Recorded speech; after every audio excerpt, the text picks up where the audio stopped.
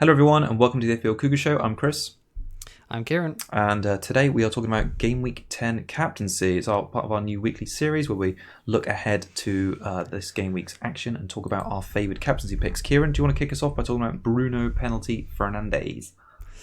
Yeah, so obviously we mentioned him in the show last week as well at 10.8 million and now 35.2% owned. He's gained 10% ownership in 1 week from last week. So yeah, big salt in the community over the Bruno Hall last week, obviously scoring the penalty. But yeah, as we've said, that's just what he does now. He scores and he scores penalties. Obviously the controversy of it being retaken, but he was off his line, I suppose. So yeah, he's only blanked 3 times in 9 weeks now. His average points, as you said in the main show, is 8 points per game.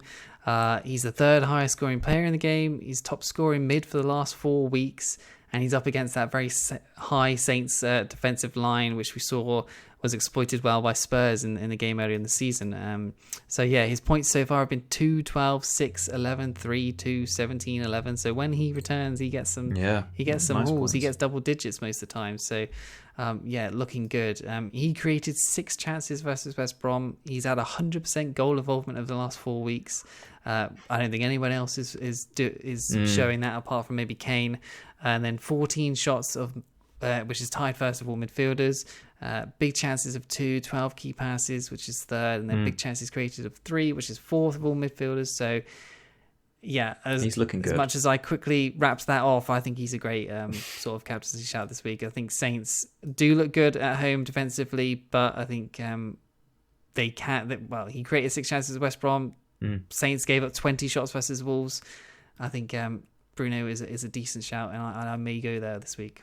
Yeah, no, I think he's a really good pick, and it's surprising, really. Maybe I know Salah's been out, but how he's leapfrogged the Salah in the ownership stakes as well. 35% for him, Salah down on 28%. Obviously, that's probably due in some part to COVID, but we do think Salah's going to be back this weekend, and I've got him sort of tipped as surely being the standout pick, if not very close second to Bruno. So 9, 7 and 13 in his last 3 away games.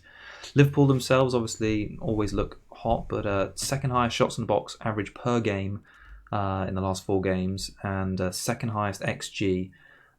So they're looking really good. I think word of caution though has to be said on Brighton, because they've had the 3rd best expected goals conceded record at home this season and have only conceded 4 big chances in the last 3 games. So they're looking fairly tight at the back. They obviously kept what were, I say in inverted commas, free scoring Aston Villa to just 1 goal this past weekend. Liverpool have got a busy week as well, so that's worth considering. They've got a Champions League game Wednesday evening, and then they've got to go down to Brighton for the 12:30 kickoff on Saturday. So yes, fatigue is one to watch, and it'll be interesting to see if Salah is involved in any way in the Champions League tomorrow, so keep an eye on that one. All right, captaincy pick 2 from you, Kieran. Yeah, I mean, it does say differential, but he's not really differential anymore. But although maybe he is for captaincy because not that many consider him, I suppose. So Dominic Calvert-Lewin at 7.8 million at 60% owned now. So yeah, he's continuing to be a menace. 10 goals in 9 weeks, blanked once all season. No real reason not to own him. Obviously, fixtures are good, and he keeps returning. So versus Leeds, they're versus Leeds this week, who have conceded 8 in 3 weeks. Obviously, they got the clean sheet against Arsenal last week, but still, they've conceded 8 in 3 weeks, which is still not good. So, Everton back to fire and form. Attacking wise, 3 goals against Fulham, which is obviously great, and Calvert-Lewin with the brace. Form, obviously, we know that he's scoring all the time. So, 8, 5 and 13 in his last 3. 8, 17, 6, 6 and 6 before his 1 blank. So what's not to love with him right now? I think he's a great captaincy shout against Leeds, who obviously aren't that great defensively. So many of us have owned him, but we've not really ever captained him, and we just should on someone on this form. I think Vardy went on a streak like this last year of scoring in every game, and I was captaining him every time. I think it's just the price that people are put off by him. So DCL, get on it. I'm finally dipping my toe in the water this weekend. Calvert-Lewin's locked in captaincy, I think. So he's above Bruno and Salah for the first time this season. So yeah, let's hope it isn't his second blank of the season.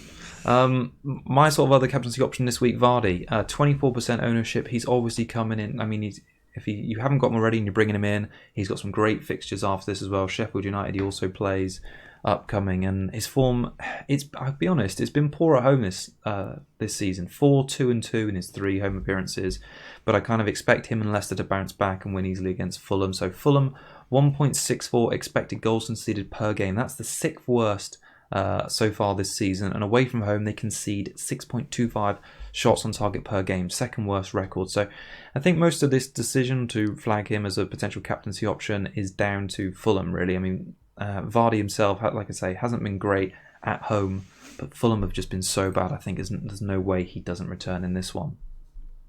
You think Vardy, differential captaincy over any of the others? Who would you pick if you had all those 4 players in your team? Well, I have 3 of them, but I don't know. I think, probably Vardy. You got to trust him against Fulham at home. I think he's at home, right? Yeah, he is. Yeah.